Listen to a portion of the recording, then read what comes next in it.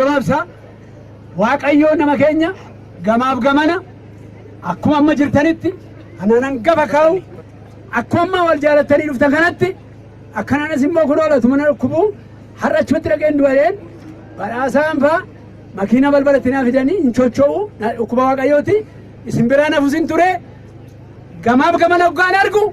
keessumaa amma nan ka'ee fi gamaaf gamana hoggaan argu ani garuu eebba guddaa Waaqayyo kun diriireettaa lafti kun jira akkasuma garaa keessan tokko haa godhu garaan keessan tokko haa ta'u garaan ifaa coomman abboodis garaan keessan tokko haa ta'u xinnaafis guddaafis tokko haa ta'u handhalatee haa guddatu hadha deeme nagaan haa galu sangaggatitti haa jabaatu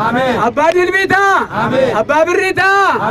hamma waanuma tokko Waaqayyotti manneerra homaa tokko taataan qabu garaan keessan tokko haa ta'u hunduma isaa immoo maayin kun kana waggaa lama gadi bituuf garaa guutuudhaan sarraatanyaa sarfees inni